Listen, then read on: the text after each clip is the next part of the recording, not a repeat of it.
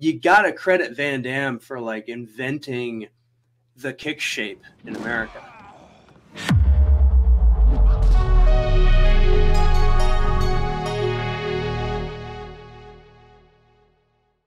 Speaking of Choi Hark, even, because a lot of the performers came out here to America like in the late 90s, but the directors like John Woo, Chow Hark did two Van Damme movies, Knockoff and Double Team. Like, did you watch those? What do you think of those? Wasn't really into those. No? Were you ever into Van Damme at all? Yeah, love Van Damme. Okay. I mean, before my Hong Kong movie phase, I was in a small town. I didn't even know where Hong Kong was.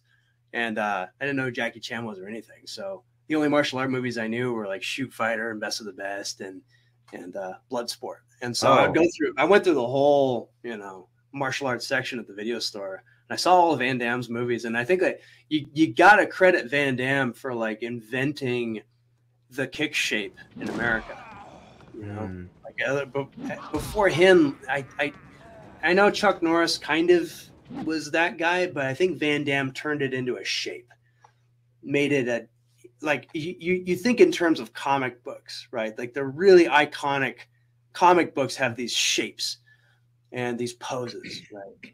And Chuck was really good at the performance aspect, but Van Damme made the shape.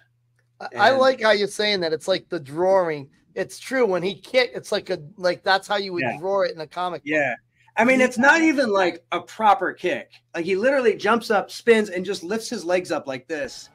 And as a kick, you're gonna fall on your ass if you do that. But like he makes a beautiful shape, and they knew how to shoot it. And he might have been part of that decision where he's like, I'm gonna do this shape. I think he was part. I know he was part of the editing. All the acting, the whole movie was good, no problem. But the fight scenes, we all recut that. So luckily they got enough coverage because, in the posing, so he's got the bodybuilding background, he's got the ballet background for the gracefulness, and then I don't know where he studied the filming part. I think it had to have been in Belgium. Actually, I think I heard some stories of a photographer he was working with that would shoot certain angles. So, I mean, I don't know how much controllers say he had over some of his early productions because they had a great cinematographer for Bloodsport, David Worth, right? Yeah. Very seasoned guy. But I do know for a fact that Van Damme was in the editing bay. So luckily they had enough coverage. He would get, he does one kick, there might be three cuts, and you might even see the hit twice and slow-mo. And so, he definitely brought a certain style for sure. Yeah, it's great. I mean, it really defined a generation. You got to give him credit for that. Oh, yeah, and I do. People who watch the channel, I'm all about Bloodsport. And the Van Damme movies for sure, man. Speaking of which, for more Van Damme content, make sure to check out my Van Damme playlist. I got all kinds of cool videos here, like the truth about Van Damme's fighting record, why Van Damme is the best on-screen fighter, what happened in Double Impact 2, what happened in Lionheart 2. A lot of these contain interviews or they're just very in-depth research, like what happened to Van Damme's passion project, the Eagle Path, which is still not released.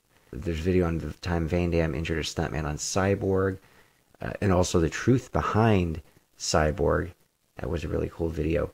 So if you're new to the channel, or if you probably haven't seen a lot of these Van Damme videos, even if you've been on the channel for a while, there's over 100 of them.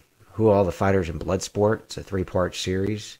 All kinds of cool stuff. So anyway, check out the Van Damme playlist. If you're a big Steven Skull fan, check out the Steven Skull playlist. If you're a big Sylvester Stallone fan, check out the Sylvester Stallone playlist. I got all kinds of videos on all these action and martial arts legends.